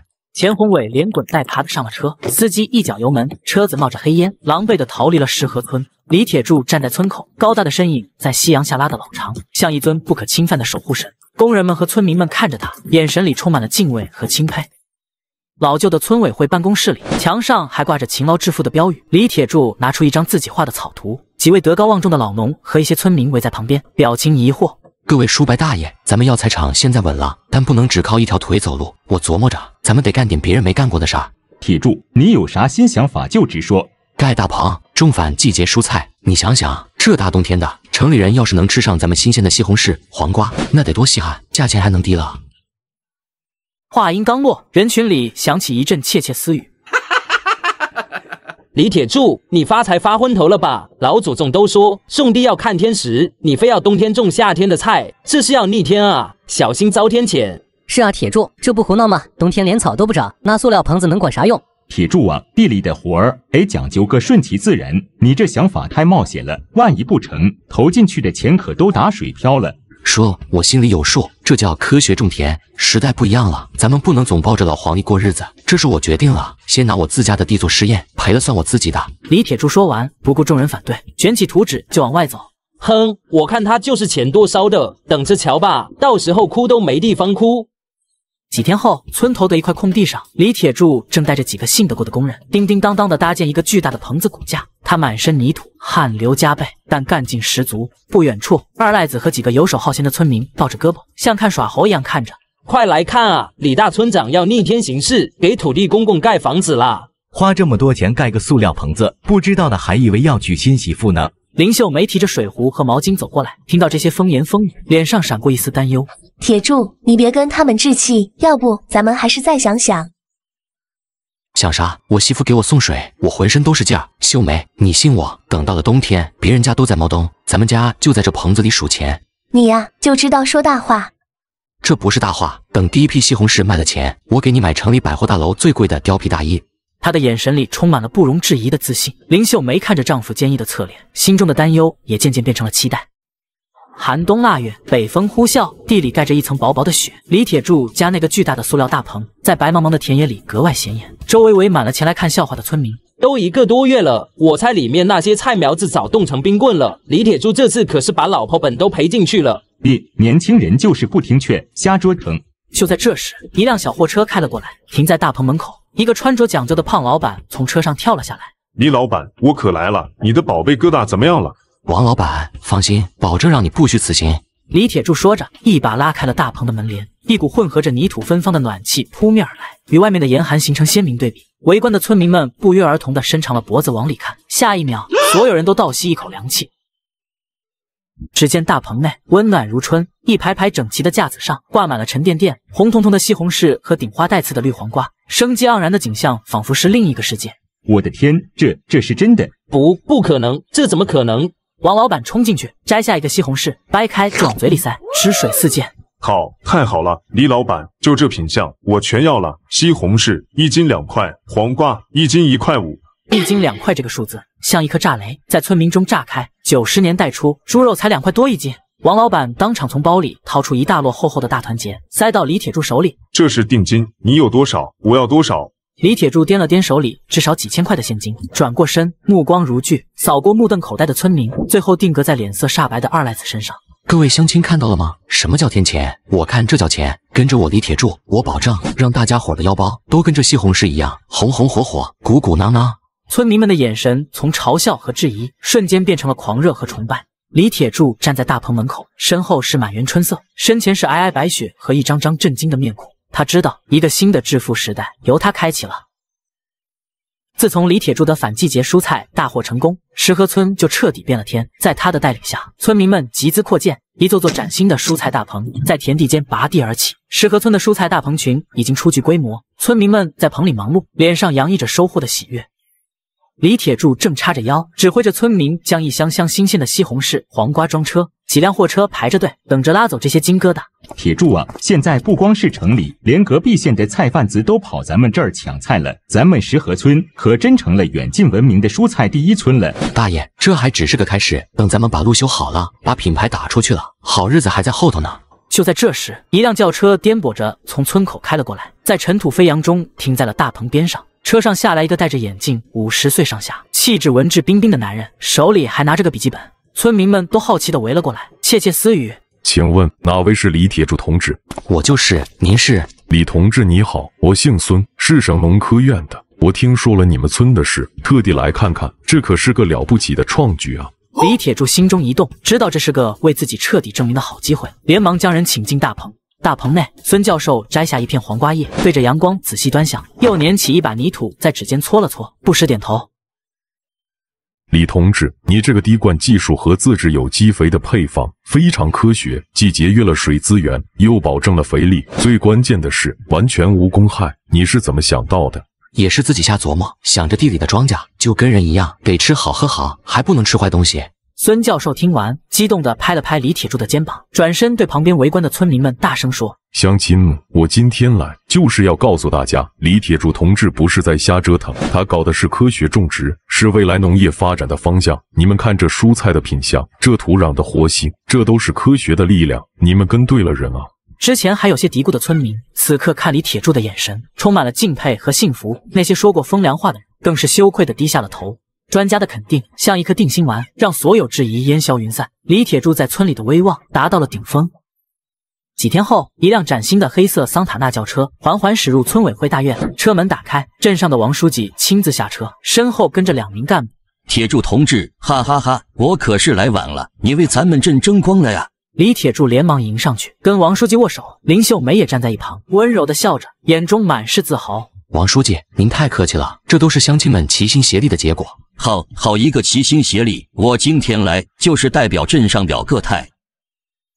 他清了清嗓子，对着闻讯赶来的村民们大声宣布：镇里决定给石河村批10万块的无息贷款，用于扩大生产。另外，修路队下个礼拜就进村，先把这条泥巴路给咱们修成水泥路。人群中爆发出雷鸣般的掌声和欢呼声。太好了，感谢王书记，感谢铁柱村长。要谢就谢你们的好村长，铁柱同志，好好看，镇上就是你最坚实的后盾。李铁柱站在人群中央，紧紧握着身边妻子林秀梅的手。林秀梅的眼中是满满的骄傲和爱意。阳光下，李铁柱看着一张张淳朴兴奋的笑脸，看着眼前欣欣向荣的村庄，他知道自己不仅改变了村子的命运，也一步步赢回了属于自己的一切。随着石河村的日子越过越红火，邻村不少人眼红，也学着建大棚，但他们只学到了皮毛，没有铁柱的技术和管理，种下去的菜苗很快就大面积死亡，亏得血本无归。这下大家才彻底明白，李铁柱的成功靠的是真本事。年关将至，石河村村委会大院里人声鼎沸，像过年一样热闹。院子中央，几张桌子拼在一起，上面堆着一摞摞崭新的钞票。李铁柱站在桌后，手里拿着账本，满面红光。李大爷家5亩大棚，分红8600。李大爷激动的满脸褶子都笑开了，颤抖着手从李铁柱手里接过厚厚一沓钱。铁柱啊，我活了60多年，就没见过这么多钱。托你的福，我孙子盖新房的钱有了。村民们爆发出羡慕的喝彩和掌声。铁柱村长，明年我还跟你干。对，跟着铁柱村长有肉吃。李铁柱笑着将一沓沓分红款发到村民手中，看着大家喜悦的脸，他心里比自己赚钱还高兴。他转头看向站在一旁温柔笑着的林秀梅，眼中满是柔情。秀梅，这只是开始，我们的好日子还在后头。正当石河村人人喜气洋洋，准备过个肥年的时候，一个所有人都快遗忘的不速之客，却带着满身的戾气，悄悄地回到了村里。一辆破旧的长途汽车在村口扬起一阵尘土后开走，赵大海背着一个脏兮兮的帆布包，满脸晦气地跳下车。他抬头准备骂骂咧咧地往村里走，却当场愣住了。记忆中那条下雨天能陷进去半条腿的泥巴路不见了，取而代之的是一条宽阔平坦的水泥路，在月光下泛着白光，一直延伸到灯火通明的村子深处。他娘的，这是石河村，老子是不是在外面累傻了，下错车了？赵大海将信将疑地顺着水泥路往村里走，越走心越凉，脸色也越发阴沉。村里家家户户都亮着刺眼的电灯，再不是过去那昏暗的煤油灯。空气里飘着他许久没闻过的肉香，不时还传来哗啦啦的麻将声和孩子们的嬉闹声。他像个鬼一样，下意识地摸到李铁柱家的老宅基地，眼前的一幕让他瞬间红了眼。一栋崭新的2层小洋楼拔地而起，院子里灯火通明。他透过院墙的缝隙，正好看到李铁柱正给林秀梅披上一件崭新的呢子背心。天凉了，快进屋去，别冻着。知道了，你现在比我爹还啰嗦。赵大海看着这一幕，又听到身后2个晚归的村民在议论：还是咱们铁柱村长有本事，这才几个月，谁家没存个128千的？可不是嘛，我那在城里打工的侄子都吵着要回来了，说在外面受那鸟气，还不如跟着铁柱哥干。打工2个字像针一样狠狠扎进赵大海的耳朵里。他想起自己在外地工地上吃着发馊的馒头，被工头指着鼻子骂，累死累活才赚了几个钱。而他一直看不起的李铁柱，却在村里盖了新楼，家庭幸福，成了人人敬仰的大英雄。一股混杂着嫉妒和怨毒的火气直冲天灵盖。李铁柱，凭什么？凭什么好事都是你的？老子在外面当牛做马，你他妈的倒在家里享清福。被嫉妒冲昏头脑的赵大海像一头寻衅的孤狼，双眼通红的在村里乱转，寻找着可以发泄怒火的目标。忽然，他的目光被山脚下那片在月光下泛着荧光的管道和新建的水泵房吸引了。他认出来，那是李铁柱的命根子。为了山上那几百亩药材和蔬菜基地，花大价钱从镇上请人修的新式灌溉水渠。李铁柱，你所有的钱，所有的名声，都是从这山上来的。要是这山上的宝贝疙瘩一夜之间全都完了呢？一个恶毒至极的念头在他心中疯狂滋长，他脸上露出了扭曲而狰狞的笑容。你不是能耐吗？你不是全村的救星吗？老子就让你尝尝从天上掉进泥坑里的滋味。赵大海借着夜色掩护，悄悄摸到山脚下水渠的总枢纽。他四下张望，确认周围连个鬼影子都没有后，从路边抄起一根被人丢弃的钢筋棍，脸上满是疯狂的快意。他走到巨大的铸铁总阀前，举起钢筋棍，用尽了在工地上搬砖扛水泥的全部力气。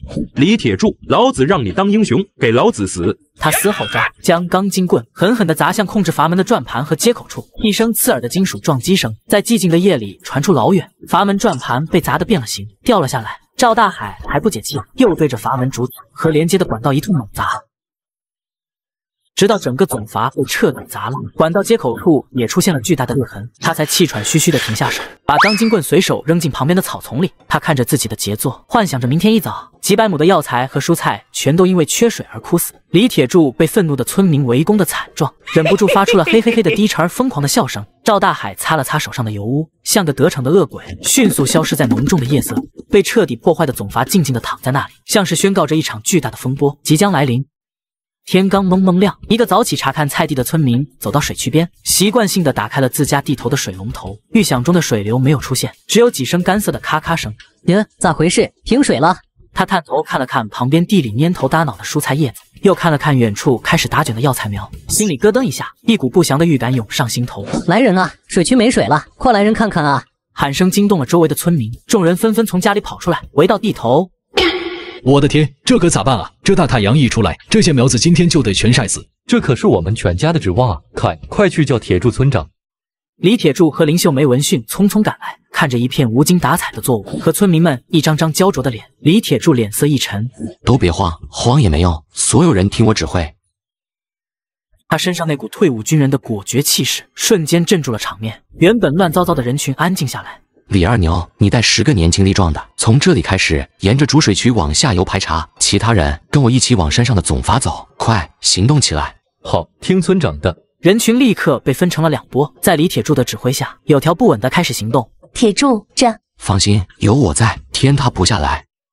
李铁柱带着村民们一路排查，到山脚下的总阀处。当看到眼前的一幕时，所有人都倒吸了一口凉气。巨大的铸铁总阀被人用蛮力砸得稀巴烂，连接的管道也裂开了大口子，零件散落一地。我的娘啊，这是哪个天杀的干的？这是要断我们全村的活路啊！畜生，这简直是畜生干的事！让我逮到他，非扒了他的皮！村民们群情激愤，咒骂声此起彼伏。李铁柱没有说话，他蹲下身，仔细检查着被破坏的阀门，锐利的眼神像鹰一样扫视着地面。忽然，他的目光定格在阀门旁边的草丛里，一个被踩扁的烟头上。他走过去，用2个手指捻起那半截烟头，放在鼻子下闻了闻。红塔山，这个味儿，村里只有赵大海一个人抽，果然是你。他不动声色地将烟头攥进手心，站起身。李铁柱面对着愤怒的村民，声音洪亮而有力：现在骂人没用，哭爹喊娘也来不了水，所有男人都给我动起来，回家拿上锤子、扳手，能用的家伙事我们自己修。他顿了顿，环视一周，目光如炬。我李铁柱把话放这儿，今天就是不吃不喝，也得把这水渠给他修好，绝不能让大家伙的心血打了水漂。村民们被他的话点燃了斗志，纷纷应和：对，修，我们自己修。在李铁柱的组织下，一场声势浩大的抢修行动立刻展开。混乱中，李铁柱悄悄把年轻力壮的李二牛拉到一边：二牛，这东西你收好，别让任何人看见。铁柱哥，这事你别管，我现在交给你一个更重要的任务，你去找几个信得过的兄弟，给我暗中去查赵大海，查他这几天都见了什么人，干了什么事，尤其是昨天晚上，记住要偷偷的查，别打草惊蛇。我明白了，铁柱哥，你放心。李二牛把烟头小心翼翼地揣进兜里，悄悄离开了人群。李铁柱看着村民们热火朝天地开始抢修，眼神却冰冷地望向村子的方向，拳头在身侧悄然握紧。赵大海，你以为毁了水渠就能毁了我？太天真了！这一次，我要让你悔不当初。夜色渐浓，李铁柱家，李二牛神色凝重地向李铁柱汇报：铁柱哥，都查清楚了，昨天傍晚，不止一个人看见赵大海鬼鬼祟祟地往山脚下溜达。赵大海，我给过你机会，但你一次次挑战我的底线，这一次我不会再容你。二牛，你做得很好，剩下的事交给我。第二天一早，天刚蒙蒙亮，李铁柱骑着28大杠自行车，一路颠簸到了镇上的派出所。办公室里，一个穿着警服的中年男人正在喝茶。你是石河村的李村长，这么早过来，有事吗？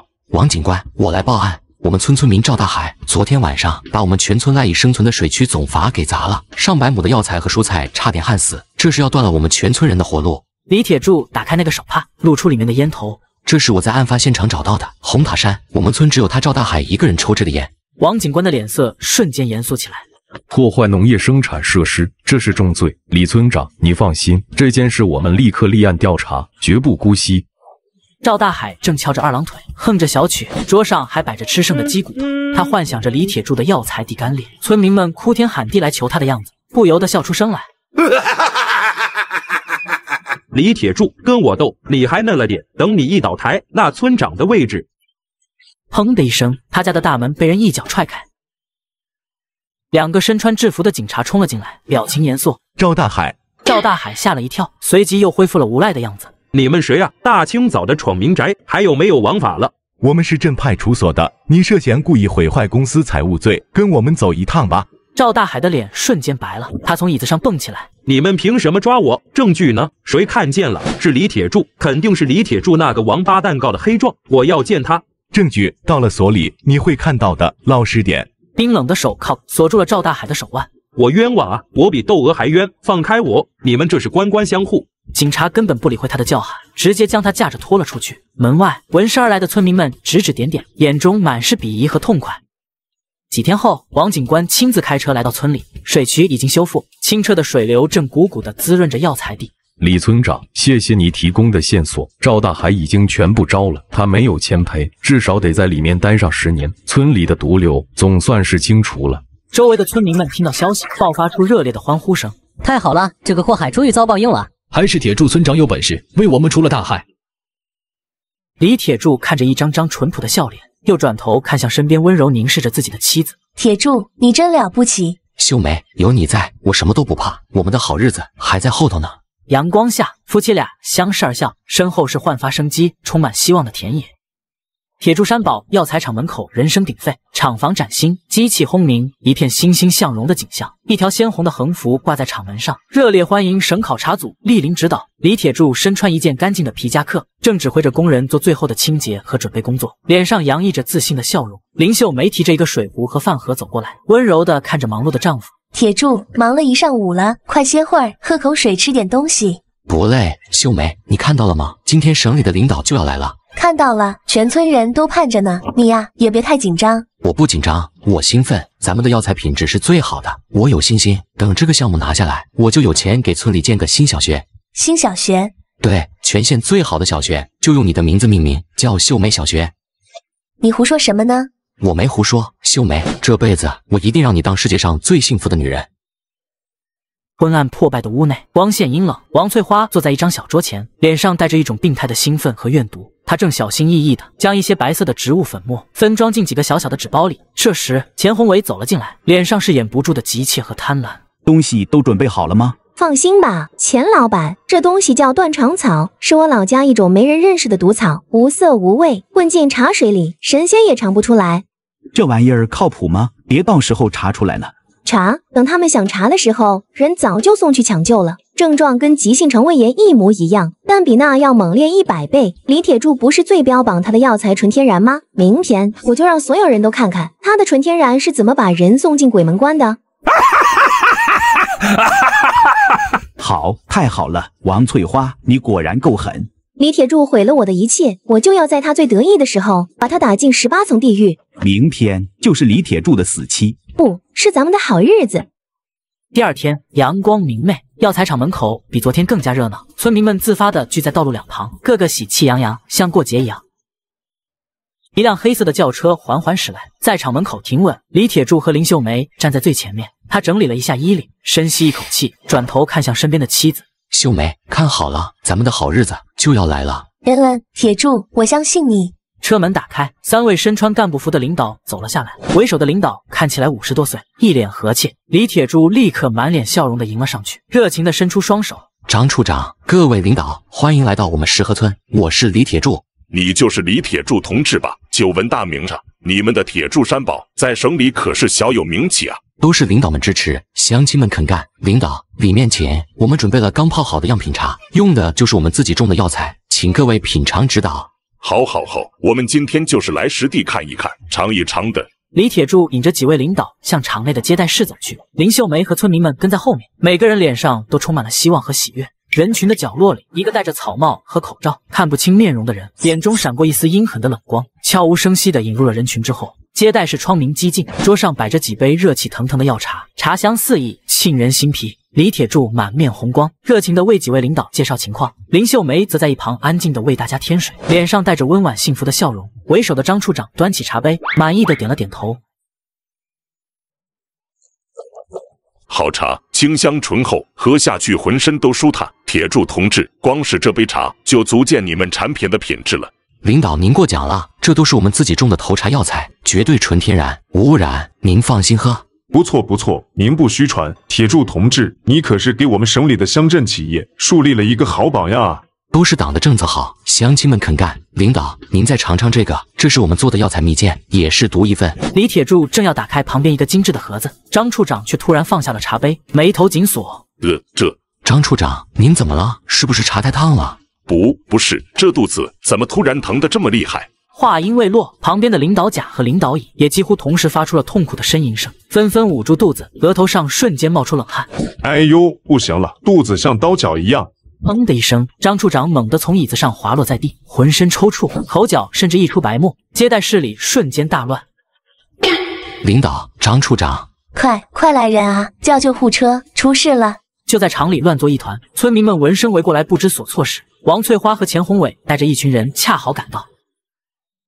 王翠花看到里面的情景，先是夸张的倒吸一口凉气，随即用手指着李铁柱，声音尖利：“天哪，领导们这是怎么了？李铁柱，是不是你的茶有问题？”你胡说八道什么？我的药材怎么可能会有问题？大家看，这是我们恒通药业拿到的内部检验报告，早就查出李铁柱的药材农药严重超标，含有剧毒成分。我们本来是来举报的，没想到还是晚了一步啊！此言一出，周围的村民一片哗然，看着报告，又看看倒在地上不省人事的领导，眼神从信任变成了怀疑和恐惧。你放屁，那是伪造的，我的药材不可能有毒。大家看到了吗？他为了赚钱，连领导都敢下毒，他这是谋杀啊！李铁柱，你的良心被狗吃了吗？警笛声由远及近，两名穿着制服的执法人员迅速冲了进来，看到现场的混乱情况，脸色立刻变得无比严肃。接到举报，这里发生重大食品安全事故，所有人不许动，封锁现场。另一名执法人员拿出黄色的封条，动作迅速的交叉贴在了药材厂崭新的大门上，发出刺辣的声响，像是在李铁柱的心上划了一刀。李铁柱，你涉嫌生产销售有毒有害食品，危害公共安全，跟我们走一趟，接受调查。不是我，是他们陷害我，我没有下毒。两名执法人员一左一右，不容分说的架住李铁柱的胳膊就往外拖。铁柱，这不是真的，你们放开他，他不会做这种事的。王翠花和钱宏伟站在人群中，看着这一幕，嘴角勾起一抹阴冷的得逞笑意。李铁柱被强行押上车，他透过车窗看着被人群隔开，哭得撕心裂肺的林秀梅，再看看被封条死死封住的工厂大门，眼中充满了血丝、绝望和滔天的不甘。昏暗的拘留室内，李铁柱颓然地坐在床边，双眼布满血丝。几天时间，他像是老了10岁。铁门发出哐当一声响，一名执法人员走了进来。李铁柱，你可以走了。李铁柱猛地抬起头，眼中闪过一丝难以置信的光。我可以走了。经过我们反复检验，你厂里封存的所有药材都没有任何有毒成分，符合安全标准。我就知道我的药材没问题。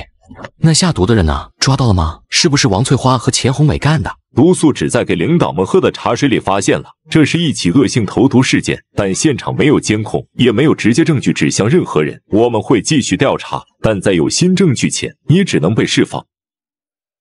李铁柱激动的情绪瞬间冷却下来，他明白了，虽然他被证明了清白，但投毒的丑闻已经和他的药材厂死死地绑在了一起。李铁柱走出派出所大门，刺眼的阳光让他有些眩晕。门口，林秀梅正焦急地等待着，她脸色憔悴，眼下是浓重的黑眼圈。看到李铁柱出来，她立刻冲了上去。铁柱，你出来了，你终于出来了。秀梅，让你担心了。没事就好，没事就好，我们回家，我给你炖了鸡汤，好好补补。李铁柱看着妻子故作坚强的样子，心如刀割。他知道真正的风暴才刚刚开始。李铁柱和林秀梅一前一后走在回村的路上。往日里，村民们见到他都会热情地喊一声铁柱村长，可今天所有人都像躲瘟神一样，远远看见他就交头接耳，指指点点。看，李铁柱放出来了。放出来有啥用？他的药材厂害的领导都住院了，这名声算是彻底臭了，谁还敢买他的东西？就是啊，我当初投进去那500块钱，他是打水漂了。那些刺耳的议论声一字不差地飘进李铁柱的耳朵里，他攥紧了拳头，指甲深陷进肉里。李铁柱刚踏进家门，还没来得及喝上一口水，门就被人一脚踹开。曾经对他最热情的李婶和张叔，带着一大群村民气势汹汹地冲了进来。李铁柱，你个丧尽天良的，你还知道回来？别跟他废话，李铁柱，我们的钱呢？赶紧还钱！婶儿，张叔，你们这是干什么？警察都说了，我的药材没问题，我是被冤枉的。我呸！谁管你是不是冤枉的？现在十里八乡谁不知道你李铁柱的厂子吃死了人，我们的钱都投进去了，你现在就得给我们一个说法。还钱，还钱！大家听我说，给我点时间，我一定会想到办法，把大家的钱都……办法？你的办法就是让我们血本无归吗？今天你要是不把钱拿出来，我们就拆了你的房子。你们干什么？别碰我男人！都给我滚出去！他顺手抄起旁边的铁锹，横在胸前，死死护住身后的林秀梅。我的钱都投进了厂里，一分都没有，要钱没有，要命一条，谁敢再上前一步？村民们被他的气势吓得后退2步，但依旧不肯罢休。好啊你，李铁柱，你还敢动手了？你等着，我们跟你没完！村民们骂骂咧咧地退了出去。李铁柱手中的铁锹哐当一声掉在地上，他全身的力气仿佛被抽空，一屁股坐在地上，双手痛苦地抱着头。完了，全完了！院子里一片狼藉，地上到处都是村民扔进来的烂菜叶和石子，窗户的玻璃也碎了一块。林秀梅默默地走上前，将他从地上扶起来，紧紧握着他的手。铁柱，没完，有我在，天就塌不下来，我相信你。李铁柱猛地抬起头，眼中满是血丝，不敢置信地看着妻子。无论发生什么，我都站在你这边。别人不信你，我信。全世界都背叛你，我陪你。这句话像一道闪电，劈开了李铁柱心中的阴霾。前世的众叛亲离，今生的万丈深渊，只有眼前这个女人，永远是他最后的光。是了，我重生回来是为了什么？不就是为了守护她吗？我怎么能在这里倒下？李铁柱眼中重新燃起斗志，他反手紧紧握住林秀梅。中毒的症状：口唇发麻，腹部剧痛。我想起来了，想起什么了？是断肠草，跟前世跟上次我见过的中毒症状一模一样。这种毒素，寻常的检测根本查不出来。王翠花一定是她。他在院里焦急地踱步，大脑飞速运转。不行，没有证据，光靠我说没用，必须让他自己承认。他猛地停下脚步，看向林秀梅，眼神变得锐利而决绝。秀梅，接下来你可能会看到我做一些傻事，但你记住，无论如何都要相信我。深夜，村口公用电话亭，李铁柱压低声音，快速地对着话筒说话：“老张，是我，铁柱，我遇到大麻烦了，需要你帮忙。对，你带人过来，就埋伏在村东头的河边，我要演一场戏，把真正的凶手调出来。”天刚蒙蒙亮，河边起了薄雾。李铁柱衣衫褴褛、失魂落魄地走到河边，一步步走向冰冷的河水，嘴里喃喃自语：“完了，全完了，我还活着干什么？不如死了干净。”一个早起去镇上赶集的村民看到了这一幕，吓得尖叫一声，转身就往村里跑。不好了，林铁柱想不开，要跳河自尽了！消息像长了翅膀一样飞遍了全村。片刻之后，王翠花和钱宏伟不紧不慢地来到河边，他们看着李铁柱的惨状，脸上满是得意和快意的笑容。哟，这不是我们的李大村长吗？怎么当上大老板就想不开要跳河了？李铁柱绝望地回头，看到王翠花，眼中迸发出滔天恨意。王翠花，是你，都是你害的我做鬼也不会放过你。没错，就是我，李铁柱，你不是很能耐吗？还不是被我玩弄于股掌之间。李铁柱跟我斗，你还嫩了点。我告诉你，考察组领导吃的样品就是我下的毒，那断肠草的毒，神仙也查不出来，你这辈子就等着在牢里烂掉吧。李铁柱脸上最后一丝血色也褪去了，他万念俱灰的闭上眼，转身就要往河里跳。跳吧，跳下去就一了百了了。就在此时，李铁柱猛地站直了身体，脸上的绝望和痛苦消失得无影无踪，取而代之的是冰冷的嘲讽。谢谢你，全都告诉我了。王翠花和钱宏伟脸色一变，还没反应过来，几名穿着制服的警察从旁边的芦苇丛中冲了出来，为首的正是李铁柱的退伍战友老张。他们迅速将目瞪口呆的王翠花和钱宏伟控制住。王翠花，你的完美计划我们都听见了。录音机里清晰地传出王翠花刚才得意的声音。没错，就是我，那断肠草的毒，神仙也查不出来。王翠花脸色瞬间惨白如纸。不，这不是真的，李铁柱，你算计我。是你自己蠢。警察给王翠花和钱宏伟戴上了冰冷的手铐。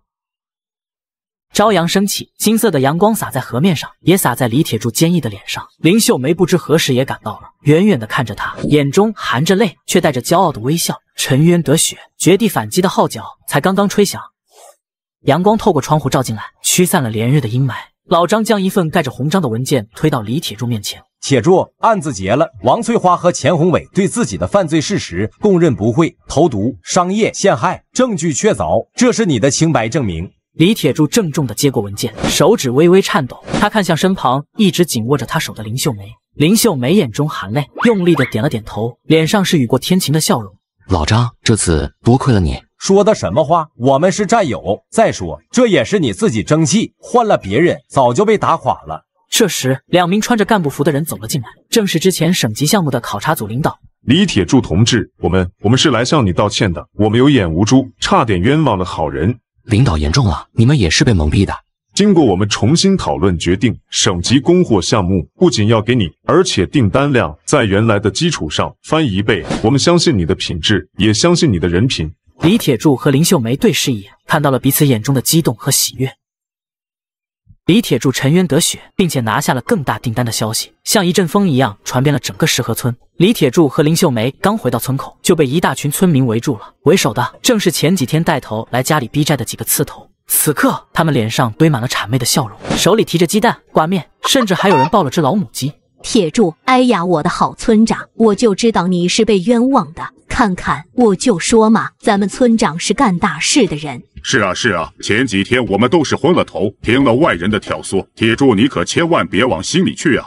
秀梅啊，这次婶子家自己养的鸡，给你和铁柱补身子，你们受苦了。李铁柱面无表情地看着这群人，一言不发。林秀梅有些不知所措，想开口说些什么。大家，李铁柱轻轻拉了他一下，示意他别说话。他冰冷的目光扫过在场的每一个人，东西都拿回去。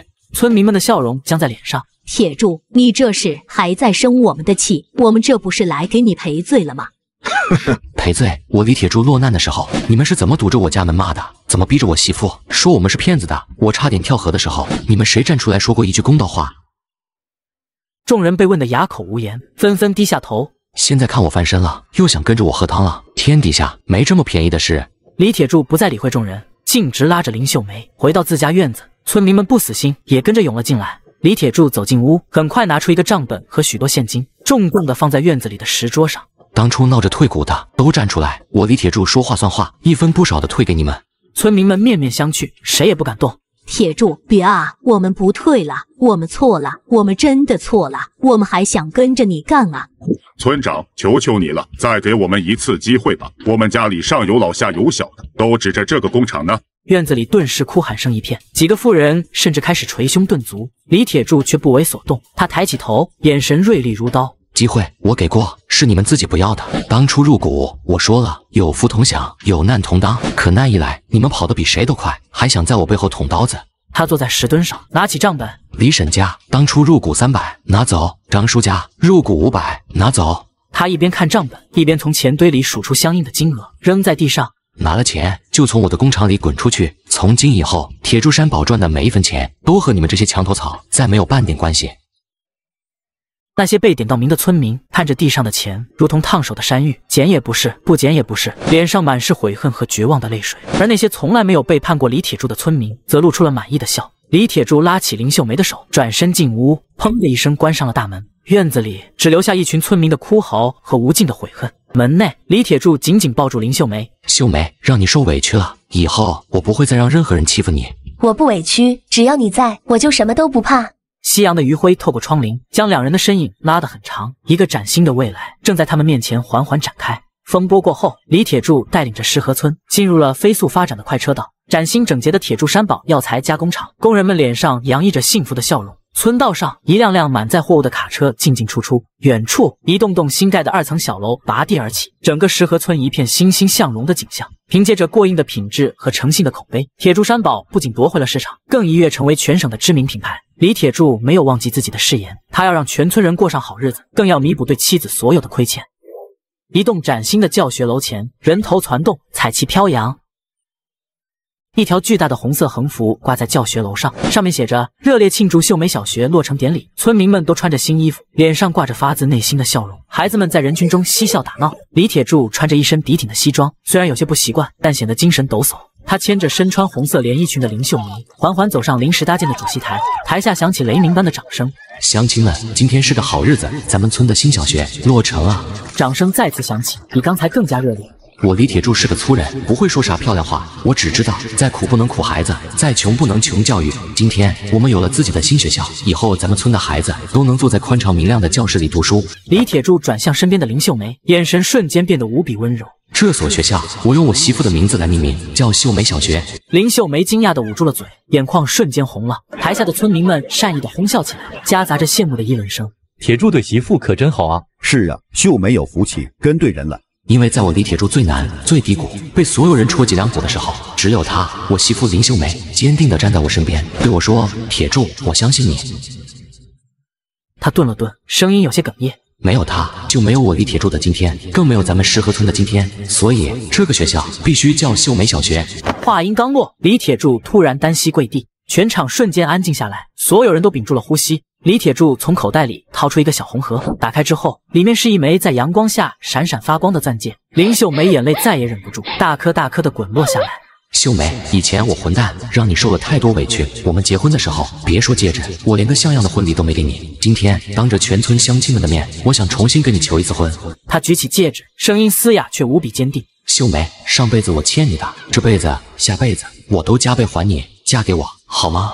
我愿意，铁柱，我愿意。李铁柱激动地站起来，将钻戒戴在林秀梅的手指上，他一把将妻子紧紧拥入怀中。台下爆发出经久不息的掌声和欢呼声。夕阳西下，金色的余晖洒满大地。李铁柱和林秀梅相拥而立，在他们身后是崭新的学校，是富裕兴旺的新农村，是一个充满希望和幸福的未来。